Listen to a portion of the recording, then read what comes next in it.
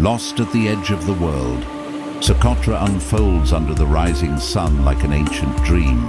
This remote Yemeni island drifts in the northwest Indian Ocean, a 250-kilometer ribbon of land stretching from the Horn of Africa.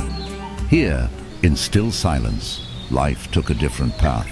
Fully a third of Socotra's 825 plant species are found nowhere else on Earth, including 90% of its reptiles and 95% of its snails.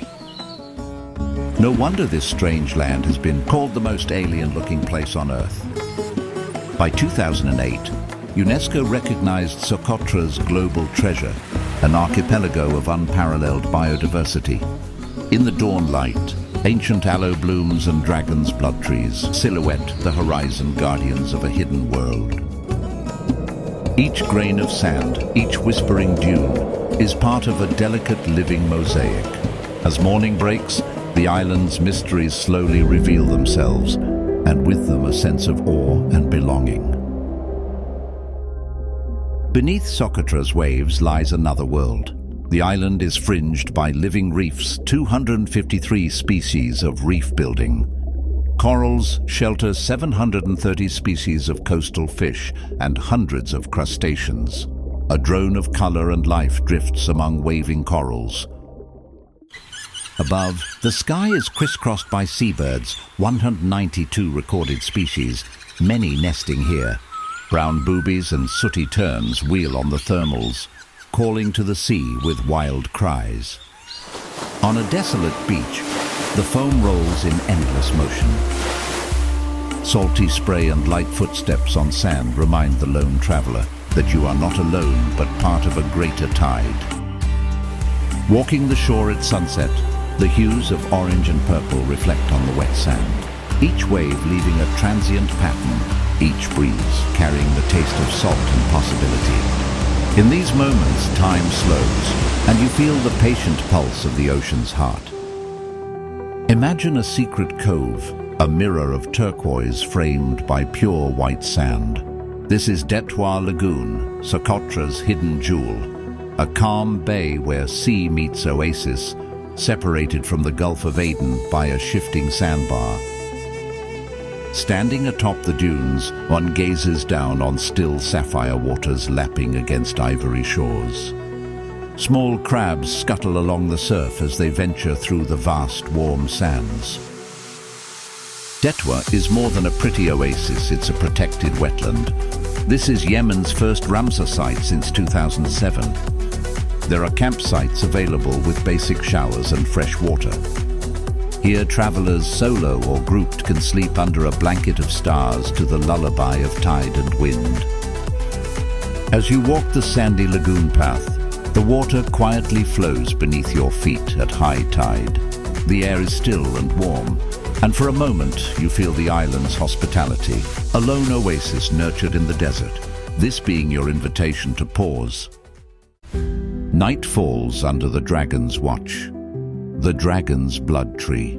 Dracaena cinnabari is Socotra's emblem, an ancient living fossil whose canopy rises like an umbra against the sky. Legend says it once hid dragons in its shade.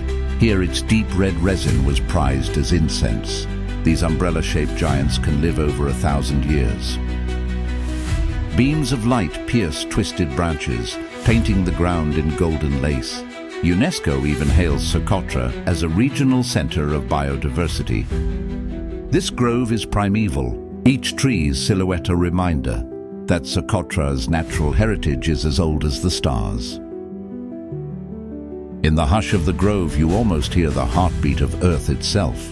Towering stone cathedrals cut the sky. Beyond the coast, Socotra's highlands rise to over 1,500 meters in the Hajir Range. These ancient peaks cradle misty valleys and sheer cliffs. A winding dirt track reveals villages of stone, smoke curling gently from kitchen fires. You'll see shepherds tending goats on terraced fields that cling to rock. Near Diksam Plateau, windswept pastures hold goats and grazing camels. In these heights, humans are guests of the mountain.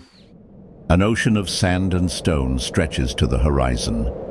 Socotra's dunes, the island's own mini-Sahara, lie to the east. Here, the sky is vast and empty. The crisp white dunes are like a masterpiece with a stark contrast from the vivid blue sky. A lone trekker, feet sunk in sand, becomes a small footprint in infinity. By night, the stars blaze above in unimaginable clarity. In this solitude, Socotra's silence is thunderous, the whisper of sand and the scurry of a desert fox. The dunes shift and reshape with each wind. Nothing here is permanent except the sky. As the sun sets in a blaze of red, the desert exhales, and even the warm breeze cools to hush. Only about 60,000 people call Socotra home, an ancient tongue unique to this island. Villages cluster along wadis and coast, where boats drift on turquoise bays. Hospitality here is quiet and open, a shared meal under a Mactus roof, and the fragrance of hand-pounded coffee with cardamom fill the air. For the solo traveler, Socotra is a wild gift, but arrival requires foresight. Charter flights run only a few times a week from Abu Dhabi, mostly from October to May, and seats vanish quickly. Many wanderers join a guided overland tour to cover the vast terrain safely. At night, a lone camp under the Milky Way is the ultimate reward. No city lights, only the crackle of fire, and a sky so full of stars, it feels like the sky itself is breathing. In these still moments, the traveler finds something profound, the luxury of togetherness with solitude. Here, alone in nature's cathedral, one rediscovers purpose as Socotra's quiet wisdom gently seeps in. As the journey ends, Socotra's last light burns gold on the horizon. It's only found here nature etches itself into memory. In its silence and splendor, one has walked among millennia-old trees, crossed sleeping deserts, and floated over coral gardens. UNESCO once dubbed Socotra the Galapagos of the Indian Ocean for its uncanny isolation and rich life. For a lone traveler, Socotra leaves a gift, a deeper calm, and an intimate story with nature. Even as Socotra recedes into the memory of our minds, its image lingers, each dragon-shielding tree and tidal lagoon seared into the soul. You'll be carrying home more than just photographs. You'll carry inner peace.